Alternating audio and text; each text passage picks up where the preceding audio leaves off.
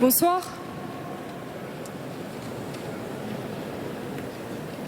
Pour introduire le débat qui va suivre, nous allons écouter une phrase du pape François dans son encyclique. L'actuel système mondial est insoutenable de divers points de vue parce que nous avons cessé de penser aux fins de l'action humaine. Alors ce soir, pour répondre à l'appel du pape François adressé à chacun de nous, nous allons essayer de répondre à plusieurs questions. Comment sortir de notre cécité à l'égard de la crise de l'environnement? Quelles solutions, quelle conversion écologique, individuelle mais aussi sociale peut-on proposer? Quelle place donner à l'humilité, à la sobriété et à la solidarité?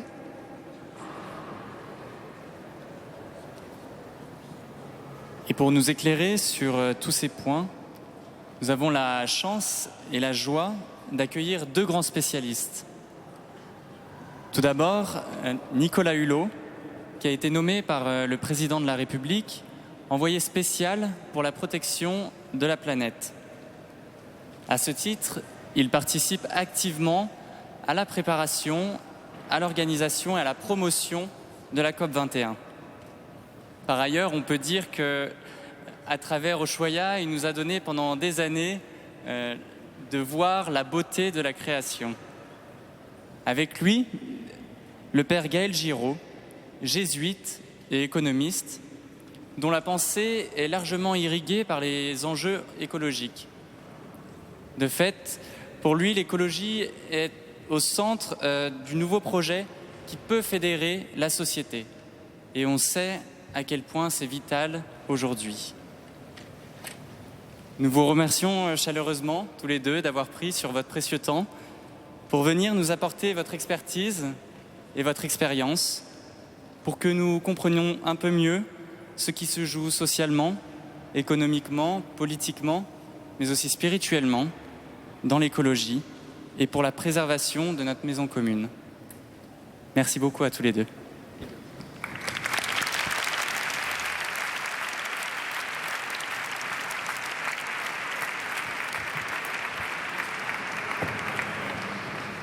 Bonsoir Nicolas. Bonsoir. Alors évidemment, nous avons tous dans nos têtes les événements tragiques d'il y a quelques jours, mais je crois que c'est important aussi qu'on ne se laisse pas abattre et envahir par ces événements et qu'on puisse malgré tout parler de ce qui est très important, c'est-à-dire la COP21 et l'encyclique Laudato Si. Encyclique qui a été rendue publique le 18 juin dernier par le pape à Rome. Toi Nicolas, comment est-ce que tu as accueilli, reçu cette encyclique ? Avec beaucoup d'enthousiasme et en même temps surpris par l'accessibilité du texte, la radicalité du texte, et que ce texte, quelque part, permettait définitivement, sans vouloir employer un vocabulaire approprié au lieu, mais à sacraliser un enjeu qui n'est pas un enjeu optionnel, mais qui est un enjeu qui conditionne tous les enjeux de solidarité auxquels nous sommes les uns et les autres attachés. Ce texte vient rappeler, avec force de démonstration, que la crise climatique, c'est la pierre angulaire de la dignité humaine et de la justice sociale. Et évidemment, quand c'est dit à travers la pensée, la réflexion du pape, dont l'influence, je ne vous apprends rien, porte au-delà de la communauté des croyants, j'ai évidemment accueilli ce texte comme un renfort inespéré, parce que dans un monde où, comme le disait René Char, l'essentiel est souvent menacé par l'insignifiant, et nous en payons parfois le lourd tribut, ce texte a permis de forcer le regard, une bonne fois pour toutes, vers l'essentiel. Et l'essentiel, évidemment, c'est que l'homme se relie à la nature dont il fait partie, et que l'essentiel, c'est que l'homme, enfin, pense son avenir à travers une planète qui doit devenir un seul et unique espace de solidarité. Alors, ce n'est pas la seule chose que l'encyclique nous a délivrée, mais l'intérêt du texte, c'est que non seulement il scellait un diagnostic sur la crise écologique, il en analysait les causes, ce qui est important puisque si le traitement doit être mis en œuvre, il faut que les causes soient bien identifiées. Et justement, il abordait la dimension culturelle de la crise écologique, qui me semble être une dimension excessivement importante à observer, parce que si nous n'apportons que des réponses technologiques, économiques, juridiques, institutionnelles, ce qu'il faudra faire, sans avoir une analyse profonde de la raison pour laquelle, à un moment ou à un autre, nos intentions et nos actions se sont découplées, qu'est-ce qui fait que nous sommes arrivés à cela? Qu'est-ce qui fait, comme le dit le Saint-Père, que nous ayons une telle abondance de moyens pour des fins aussi rachitiques? Voilà. Et en même temps, et j'en termine, cette encyclique ouvre des voies et des perspectives. Et ce texte est un texte évidemment profond, mais c'est un texte, je l'ai dit tout à l'heure, radical dans la perspective. Il nous invite à ouvrir ou à écrire une nouvelle page de l'aventure humaine. Et donc, il pose cet enjeu, ou en tout cas, il place cet enjeu à un niveau supérieur, et on avait vraiment besoin de cela. Je dirais, d'une manière peut-être un petit peu triviale, que compte tenu de la difficulté que nous avons à mobiliser l'ensemble des acteurs de la société sur un enjeu aussi complexe et aussi vital, ça a été une campagne de communication inespérée pour nous, puisque au lendemain de la sortie de l'encyclique, l'ensemble des journaux de la planète titraient sur Laudato Si. Oui, on peut même dire qu'il y a eu des fuites qui ont précédé l'encyclique, tellement la planète entière attendait la publication de ce texte. Moi, je crois aussi que du côté de la communauté chrétienne, ce texte a été véritablement un renversement, à la fois parce qu'il nous a dit des choses que d'une certaine manière nous savions déjà dans notre tradition, qui est que, au fond, la création nous est livrée par Dieu, le Père, et que la création qui nous est donnée est fragile, et que c'est à nous d'en prendre soin. Finalement, nous avons célébré l'Eucharistie il y a quelques instants avec les espèces du pain et du vin, fruits de la terre, du travail des hommes et des femmes. Voilà. Et il n'est pas possible de célébrer ça si nous ne sommes pas en communion profonde avec la création. C'est ce que nous dit le texte, premièrement. Et deuxièmement, tu l'as dit, mais je crois que ça vaut la peine de le répéter, le pape pose un diagnostic qui ne fait plus discussion aujourd'hui dans la communauté scientifique, qui est la responsabilité anthropique dans le dérèglement climatique. Je crois que ça vaut la peine de le dire, puisqu'il y en a encore quelques-uns en France qui prétendent que ça n'est pas le cas. l'Académie pontificale des sciences à Rome a reconnu la responsabilité anthropique, donc la responsabilité humaine dans le dérèglement. Et du coup, le pape nous appelle à une responsabilité fondamentale dans ce que nous pouvons faire aujourd'hui pour empêcher que ce dérèglement ne dévaste complètement la planète, ne provoque des migrations de migrants climatiques par centaines de millions, comme ça risque d'être le cas si nous ne faisons rien aujourd'hui. Voilà. Donc je crois que ça a été aussi, dans la communauté chrétienne, un véritable coup de tonnerre. Et il me semble aussi à cause du fait que, d'une certaine manière, nous, chrétiens, on est très habitués, on a une grande tradition de compassion individuelle vers, disons, ceux qui sont opprimés, les pauvres. Ça, c'est la très très belle figure de Mère Teresa. Mais le pape François nous invite aussi à regarder les structures et à nous interroger sur quelles sont les structures qui font qu'aujourd'hui, nous avons construit cette civilisation du déchet qui conduit à jeter entre un quart et un tiers de ce que nous consommons dans les pays riches et à dévaster la planète pour des finalités qui, comme tu l'as rappelé, sont complètement rachitiques. Et donc, il nous invite aussi à nous demander quelles sont les structures injustes auxquelles moi je participe, fût-ce passivement, et que comme chrétien, et au fond comme homme et comme femme, je suis appelé à transformer pour pouvoir adresser la question climatique. Voilà. D'abord, je pense qu'effectivement, ce texte invite l'homme à nous relier avec la nature, à cesser d'imaginer que nous pourrions indûment détacher notre branche de l'arbre de la création. Il nous rappelle notre communauté de destin. Il nous invite aussi, et je pense que c'est probablement d'ailleurs l'opportunité magnifique de l'injonction climatique, parce que si nous saisissons ce rendez-vous critique avec nous-mêmes, il nous invite à redéfinir les fins et les moyens.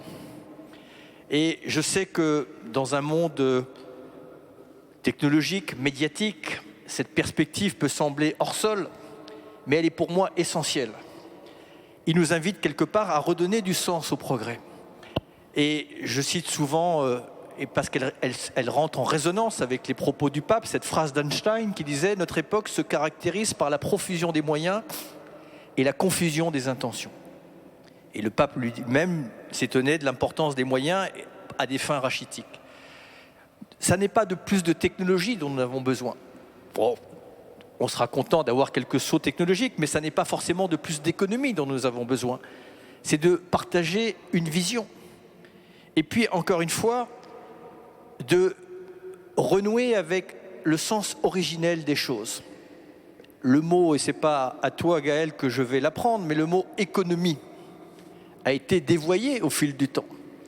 Et le Saint-Père nous invite à redevenir économe de la terre, de la création, des ressources naturelles. Donc tout cela est une invitation à revisiter ou à nous reconnecter à des fondamentaux que nous avons transgressés un peu au fil du temps, probablement, et il en fait lui-même l'analyse, aveuglé par l'hypertrophie de la technologie, qui nous a donné l'illusion que nous pouvions quelque part nous affranchir de la nature et que la technologie pourrait se substituer à tout. Vous savez, c'est Jean Rostand qui disait « La science a fait de nous des dieux avant de faire de nous des hommes ». Eh bien, quelque part, l'encyclique nous invite à accepter notre condition d'homme avec ce qu'elle a de merveilleux, mais ce qu'elle a aussi de limité. Et elle nous invite également au sens de la limite et à sortir d'une crise qui est une crise de l'excès. Alors de ce point de vue-là, je crois qu'il y a aussi dans le diagnostic que pose le pape des jugements très sévères dans l'encyclique qui ont fait couler beaucoup d'encre autour de, tu l'as dit, la manière dont l'économie contemporaine finalement n'honore plus sa véritable mission, qui est d'assurer la prospérité pour tous, et en particulier sur le rôle complètement délétère de la finance. Donc l'encyclique a des pages dures sur les marchés financiers. Au fond, en écrivant cela, moi je crois, François, d'une part, s'inscrit dans la grande tradition de l'Église. Je crois que ça vaut la peine pour nous, chrétiens aussi, de nous redire que, par exemple, il y a eu en 1931, donc 2 ans après le grand krach financier de 1929, une encyclique magistrale de Pie XI qui s'appelle Quadragesimo Anno, qui dénonçait déjà à l'époque l'hypertrophie et la tyrannie de la sphère financière dans des termes qui n'ont pas pris une ride aujourd'hui. Et le pape François reprend ceci en disant la question financière, c'est aussi un problème, et je crois que tu en sais quelque chose, c'est aussi un problème parce que ça nous rend très difficile la tâche de financer les efforts d'investissement pour la transition énergétique et écologique dont nous avons besoin pour pouvoir adresser la question climatique. Voilà. Alors c'est un paradoxe incroyable. Il n'y a jamais eu autant de monnaie sur la planète qu'aujourd'hui, qu'ont fait les politiques disons, d'assouplissement quantitatif monétaire des grandes banques centrales. Donc il y a énormément de capitaux qui circulent sur la planète et en même temps on a un mal fou à financer des infrastructures vertes dont nous avons absolument besoin, aussi bien au nord qu'au sud. Et je crois que ça c'est un des enjeux aussi assez fondamentaux de la négociation à la COP21.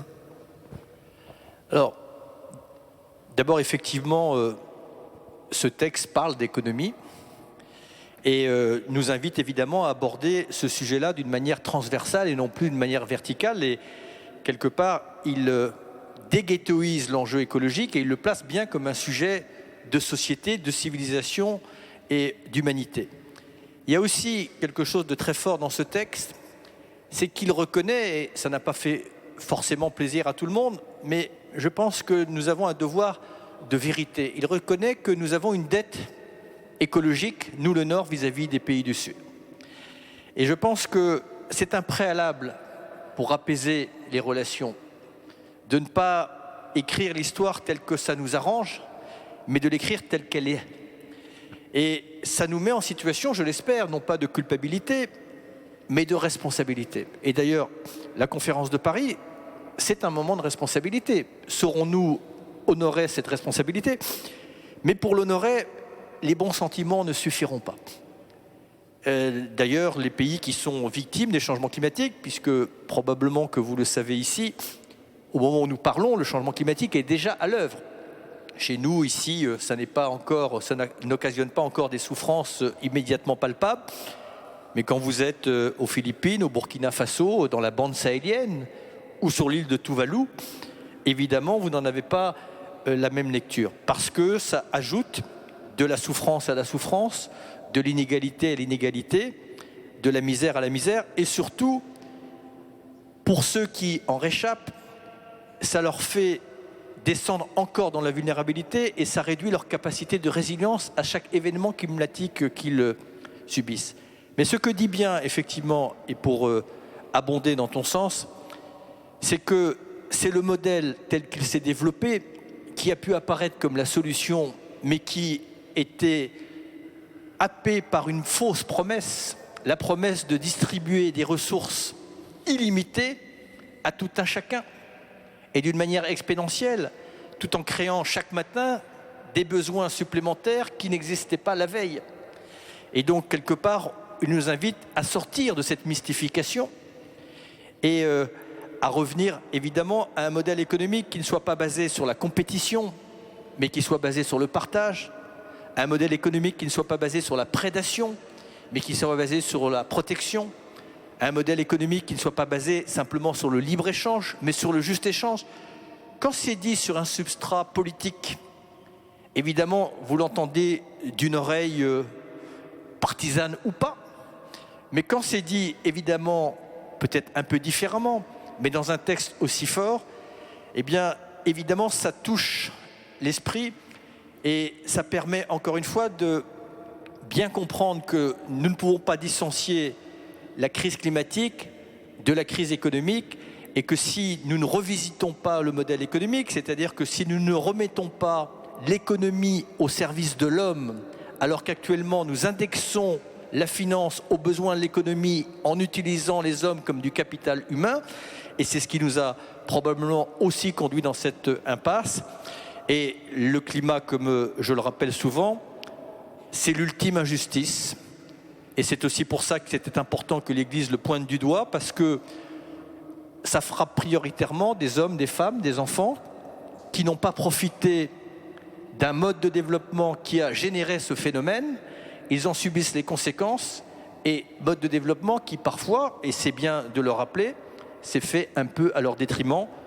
Et je pense que c'est important d'avoir cette lecture-là, et c'est important aussi de comprendre que l'enjeu de la conférence de Paris, et pardon de le dire dans le contexte actuel, mais c'est aussi un enjeu de paix ou de conflit, parce que dans un monde très réactif, très tendu, il ne faudrait pas y ajouter l'inégalité de trop qui achèverait de fracturer nos sociétés. Alors, c'est vrai, tu l'as dit, on est moins touchés, nous, en France, mais je pense que On peut dire aussi, tu connais par exemple les travaux de Hervé Le Treut sur l'Aquitaine. Alors c'est un travail très très complet qui a été fait sur l'impact du changement climatique autour de Bordeaux. Et la conclusion de ce travail, c'est que dans une génération, le climat de Bordeaux, c'est le climat de Séville aujourd'hui. Ce qui veut dire par exemple qu'on n'a plus de Bordeaux, de vin de Bordeaux, dans une génération à Bordeaux. Parce que ce sera du Porto. Voilà. Donc aujourd'hui même, il y a des vignerons qui cherchent des endroits où replanter leurs cépages parce qu'ils savent qu'ils ne pourront pas...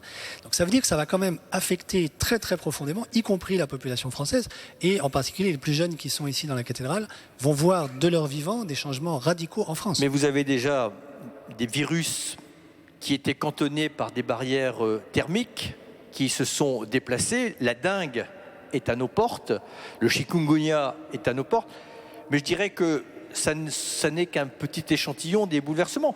Le bouleversement le plus important, c'est que ça contraindra et ça légitimera le déplacement d'un certain nombre d'hommes, de femmes et d'enfants qui auront une forme de légitimité pour aller chercher des espaces viables parce que leur territoire ne le sera plus. Et on voit bien ce qu'occasionne la confrontation quand il y a des déplacés. Mais ça, c'est le scénario que nous ne voulons pas. Et le scénario que nous voulons, c'est évidemment d'endiguer le phénomène climatique, mais il ne se fera que si effectivement nous pensons l'économie, nous pensons la mondialisation, nous pensons la globalisation totalement différemment. C'est-à-dire, encore une fois, vous savez, on va dire une banalité ici, mais la clé de toutes ces crises que nous traversons, elle se tient dans un mot, la solidarité. Et la solidarité n'est pas une option. Et elle est une condition à la paix, elle est une condition à l'équilibre climatique, elle est une condition pour résoudre la crise écologique. Il n'y a pas le choix. Oui, on a parlé de la fraternité à cause des événements d'il y a quelques jours dans la devise républicaine, mais vous savez qu'au fond, c'est un concept chrétien. Ça vient de notre Église. Moi, je reviendrai aussi volontiers sur ce qu'on a commencé à aborder il y a un instant, qui est finalement le reproche qui est fait de la part des pays du Sud aux pays du Nord sur le thème « vous vous êtes développés en polluant considérablement, c'est nous, aujourd'hui, pays du Sud, qui payons les pots cassés de ce mode de vie ». Voilà, puisque les pays du Sud sont beaucoup plus touchés que les pays du Nord quand même, c'est vrai, et n'ont pas du tout les moyens que nous avons, nous, de s'adapter au changement climatique. Et qui plus est, dans les conférences précédentes, je pense à Copenhague, et en fait, au fond, depuis Kyoto, vous ne tenez jamais les engagements que vous prenez, les promesses notamment de financement des efforts pour la transition que vous prenez. Alors, moi, je crois qu'un des enjeux cette année, c'est que le Nord arrive à faire la démonstration au Sud de sa véritable solidarité. Ça veut dire qu'il est capable de mettre la main au portefeuille pour financer des efforts de transition énergétique au Sud. Et de ce point de vue-là, tu penses qu'on en est où aujourd'hui dans la négociation ? C'est un point clé. D'abord, effectivement, comme tu l'as rappelé, à Copenhague, nous avons fait une promesse aux pays les plus vulnérables d'abonder à hauteur de 100 milliards de dollars par an tous les ans pour les aider prioritairement à s'adapter au changement climatique et simultanément à pouvoir se développer sans passer forcément par la case notamment des énergies fossiles. Je ne doute pas qu'au moment où nous faisons ces promesses, il y ait une forme de sincérité, quoique, mais sincérité ne vaut pas capacité. Et là aussi, il va falloir qu'on sorte d'une grande mystification. Le fera-t-on ? L'histoire le dira. Mais si effectivement nous n'honorons pas cette promesse, je pense que nous serons à un moment ou à un autre assis à la table des conséquences. Pour ça, il faut casser un peu les codes. Il faut sortir de l'orthodoxie financière. Parce qu'on promet de l'argent que nous n'avons pas. Et en même temps, nous nous accommodons qu'il y ait un pan entier de l'économie et de la finance qui se soit organisé depuis des lustres, en toute légalité mais en toute immoralité, pour échapper à la solidarité. Quand vous voyez que nous peinons à réunir ces fameux 100 milliards, qui, de mon point de vue, seront le minimum minima pour aider les pays du Sud à s'adapter et a fortiori à accéder aux technologies propres et bas carbone. 100 milliards. Je vais citer 4-5 chiffres pour montrer quand même qu'il y a un moment ou un autre, on est dans une forme de duperie. 650 milliards de dollars sont affectés chaque année en subventions ou en exonération aux énergies fossiles. Selon le Fonds monétaire international, les conséquences économiques des conséquences sanitaires et environnementales coûtent chaque année entre 4 et 5 000 milliards de dollars à la collectivité. Pour revenir à ton domaine de prédilection, si l'on soumettait tous les actifs qui sont dans les paradis fiscaux ou les plateformes offshore à une taxation de 0,01%, nous aurions largement ces 100 milliards. Et si pour aller dans le même sens, toutes les transactions financières, pas simplement les échanges marchands, tous les produits spéculatifs qui représentent plus de 85% de ces transactions financières, où l'on spécule surtout pour créer d'ailleurs parfois la rareté dont la finance se régale. On va être capable d'aller acheter des ressources alimentaires dont on ne verra jamais le premier grain de blé simplement pour en faire monter les prix. Eh bien, si on soumettait ces transactions là également à une taxation de 0,01%, ce n'est pas des centaines de milliards que l'on trouverait, ce sont des milliers de milliards de dollars. Et donc, tant que nous ne serons pas dans cette épaisseur, dans cette mesure, dans cette échelle, évidemment, d'un côté, vous condamnerez nos États à l'austérité et de l'autre côté, vous condamnerez les États et les citoyens à la misère. C'est à ce niveau-là qu'il faut placer les enjeux. Et l'on m'en rétorque, comme peut-être tu l'entends, vous êtes très utopiste. Mais la seule utopie, c'est de penser que le monde va pouvoir se prolonger avec des inégalités aussi flagrantes, puisque nous sommes maintenant dans un monde qui est connecté. La connexion le rend très réactif, puisque dès lors que chacun est en mesure d'apprécier par Internet ou la télévision qu'il fait l'objet ou qu'il ne fait pas l'objet d'une même considération, qui n'a pas la même valeur, la même estime, vous ajoutez à l'exclusion un élément explosif, et pardon de le dire, mais dont nous en voyons quelques effets aujourd'hui, qui est l'humiliation. Et le climat ne peut pas être l'humiliation de trop. Pour revenir à l'encyclique, je crois que dans ce contexte-là, ce qu'il y a de spécifique dans la parole de François, je crois qu'on peut dire ça, c'est qu'il essaie d'attirer notre attention sur le fait qu'il y a des injustices gravissimes, celles qu'on vient de dire. Au fond, ce ne serait pas si difficile de trouver l'argent dont on a besoin, comme tu l'as dit, pour commencer à trouver des solutions. Donc pour ceux qui sont perdus par les chiffres, on a besoin de 100 milliards. Le PIB français, c'est 2000 milliards, ce qui est aussi la taille du bilan de BNP Paribas, par exemple. Donc BNP Paribas pèse le PIB français, 2000 milliards, on en a besoin de 100. Et les dérivés dont tu as parlé, les actifs dérivés, qui sont des actifs majoritairement spéculatifs, c'est 12 fois le PIB mondial. 12 fois le PIB mondial. Donc on brasse 12 fois la valeur que la totalité de la planète arrive à créer, simplement avec des actifs dérivés. Donc c'est 700 000 milliards de dollars. Voilà. On a besoin de 100. Voilà. Cela dit, quand je suis revenu de Lima, il n'y a pas très longtemps, il y a eu une espèce de grande répétition générale de la COP21. Moi, je suis revenu avec un sentiment assez optimiste en me disant on va y arriver. Au début de Lima, on était à 63, 64. À la fin de Lima, on était presque à 80. Est-ce que toi, tu sentirais qu'on est sur une pente qui aujourd'hui continue d'être positive? Comment tu vois les choses? Alors, évidemment, on ne voit pas les mêmes choses selon qu'on est sur le parvis de Notre-Dame ou qu'on va lire les conclusions de la COP du Burkina Faso ou du Bangladesh. Parce que la notion d'urgence n'est évidemment pas la même. Dit autrement, s'il n'y avait pas la COP, une chose est certaine, c'est que la fenêtre des 2 degrés ou la cible des 2 degrés centigrades pour empêcher l'irréversibilité des phénomènes serait définitivement loupée. Pour autant, ça n'est pas parce qu'il y a la COP qu'on va l'atteindre, mais il nous restera une chance de l'atteindre. Nous ne serons pas, en additionnant les engagements, sur la trajectoire des 2 degrés, je le crains.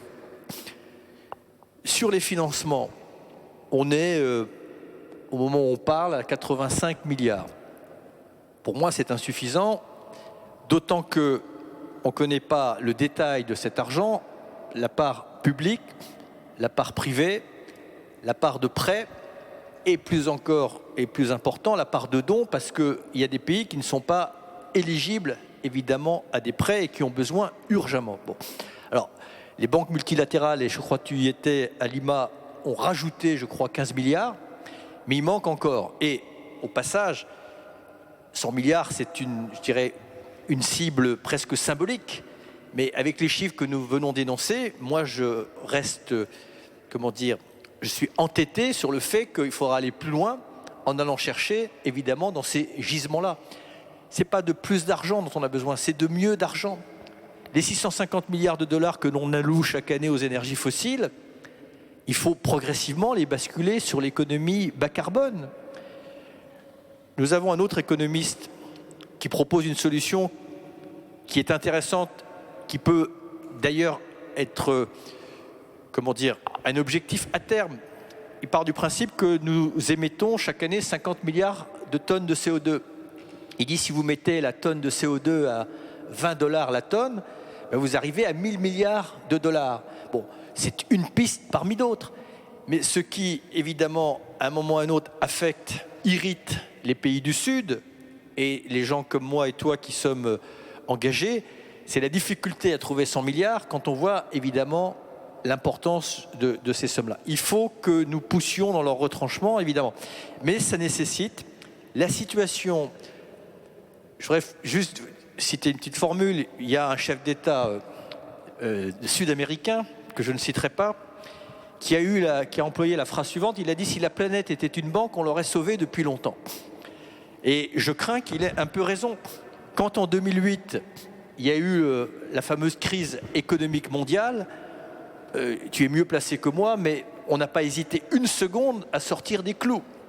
Et notamment, le Fonds monétaire international a fait quelque part une forme de création monétaire. Bon, eh bien, on l'a fait pour des banques ou pour sauver des pays. On hésite même à le faire pour sauver l'humanité. Oui.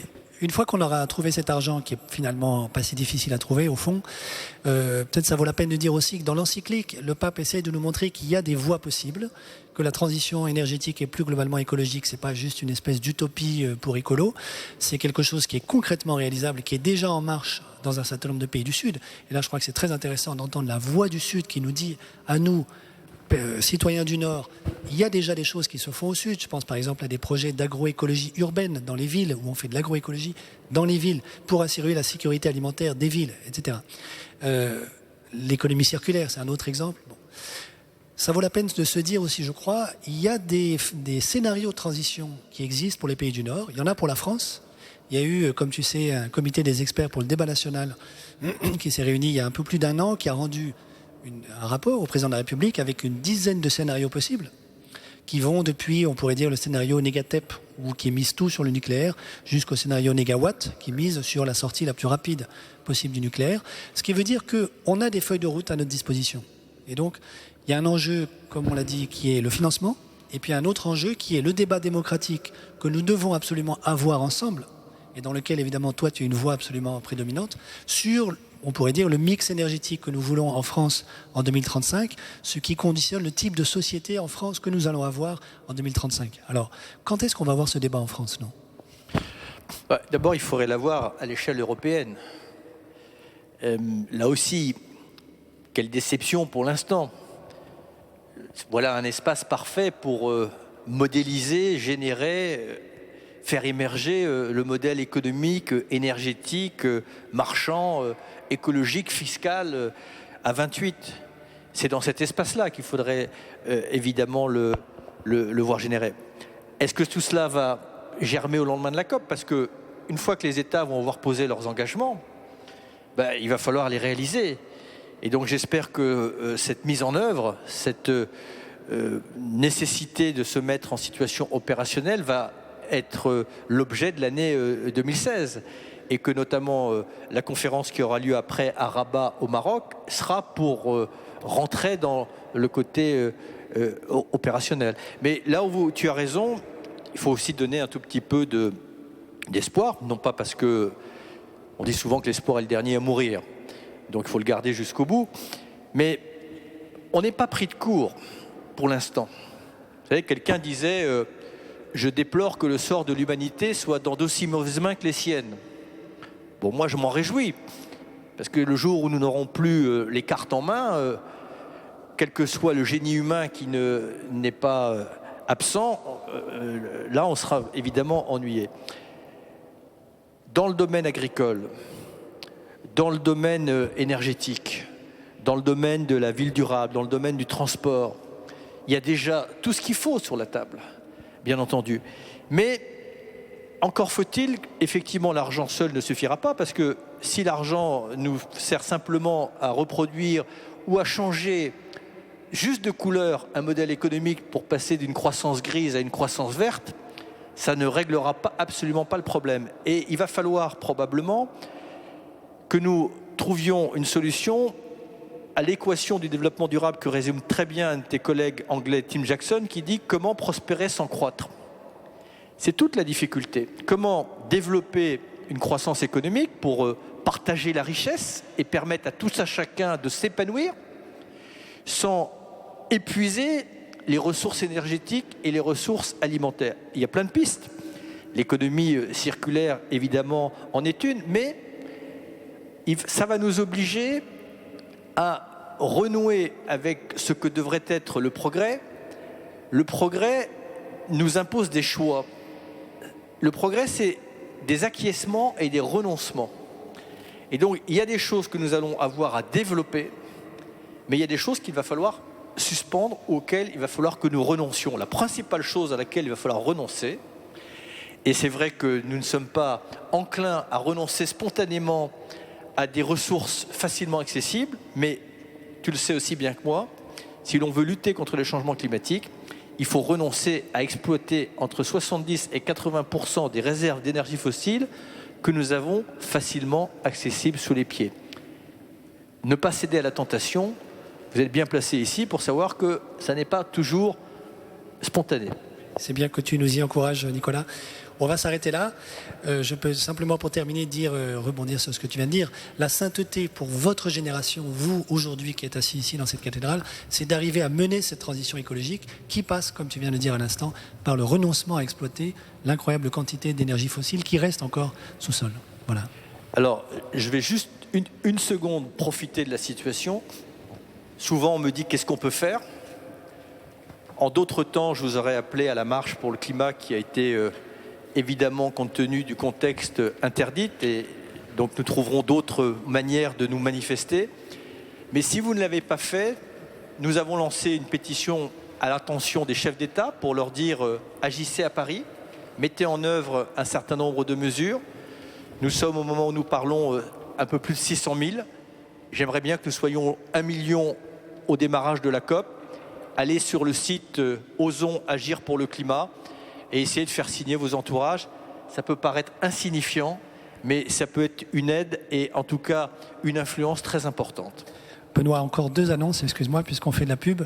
Pour ceux qui veulent aller plus loin, vous pouvez aller sur le site de la Conférence des évêques de France, où vous aurez plein d'informations sur les milliers d'initiatives qui se prennent à Paris autour de la transition écologique, du côté des cathos et aussi hors du cercle des cathos. Vous pouvez aussi aller sur le site Jeunes à Paris, vous aurez aussi plein d'autres initiatives auxquelles on ne peut que vous inviter à vous rendre.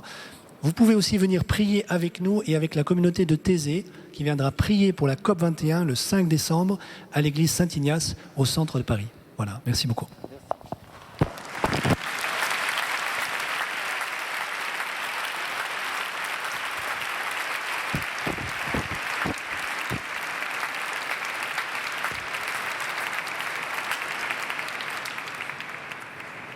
Gaël, tu nous as invités à la prière. C'est aussi à cela que je veux vous inviter maintenant, après vous avoir remercié l'un et l'autre pour nous avoir aidés à réfléchir et à avancer pour le bien du monde, pour le salut du monde, voilà, qui est notre mission. Ceux d'entre vous qui le souhaitent, vous pourrez vous rendre maintenant à Saint-Germain-des-Prés où un temps de prière devant le Saint-Sacrement vous est proposé. Vous savez tous évidemment comment aller à Saint-Germain-des-Prés, n'est-ce pas ? En sortant de la cathédrale, vous tournez à gauche, vous traversez la Seine et vous longez les quais à droite jusqu'à la rue Bonaparte et là vous arrivez à Saint-Germain-des-Prés. Mais comme vous allez y aller très nombreux, ceux qui ne connaissent pas n'ont qu'à suivre ceux qui connaissent. Et avant de quitter la cathédrale, nous allons prendre un temps de prière ensemble en écoutant les paroles d'une des prières que le pape François a écrites à la fin de son encyclique et qui vont être lues maintenant par Jean et Camille et à laquelle nous nous associons par le silence et par l'écoute. Vous pouvez vous lever.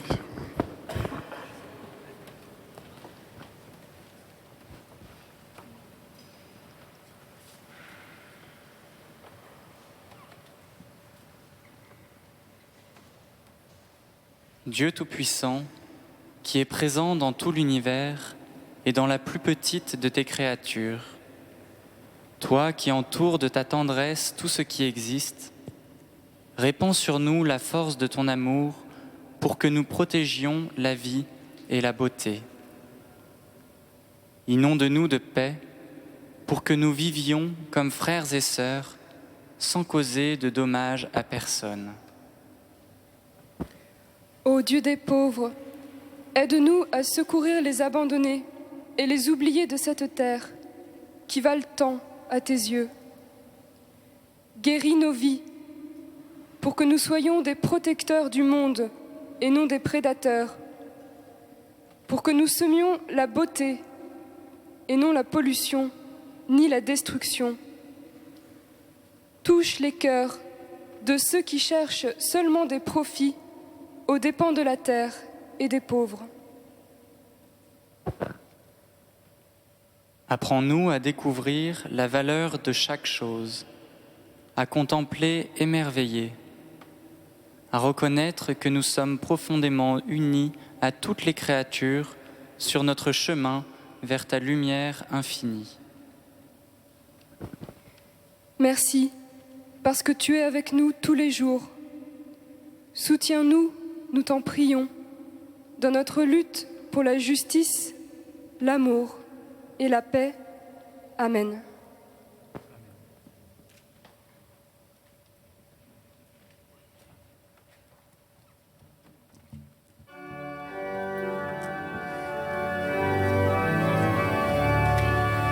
Toutes les œuvres du Seigneur, Bénissez le Seigneur, vous les anges du Seigneur, bénissez le Seigneur, à lui louange pour toujours. bénissez le Seigneur, bénissez le Seigneur.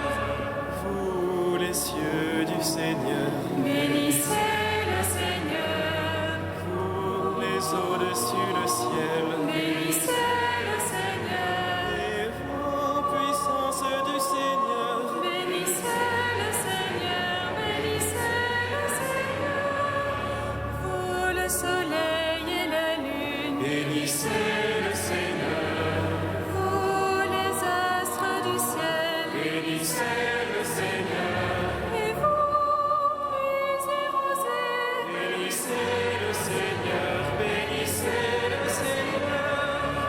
Vous tous, souffles et vents, bénissez le Seigneur, vous le feu et la chaleur, bénissez le Seigneur, et vous la froidure et l'ardeur, bénissez le Seigneur, bénissez le Seigneur, vous rosées et giboulées, bénissez le Seigneur, vous le gel et la froidure, bénissez le Seigneur, et vous, glaces et neiges, bénissez le Seigneur, bénissez le Seigneur, vous les nuits et les jours, bénissez le Seigneur, vous lumière et ténèbres, bénissez le Seigneur, et vous éclairs et nuées, bénissez le Seigneur, bénissez le Seigneur, la terre bénisse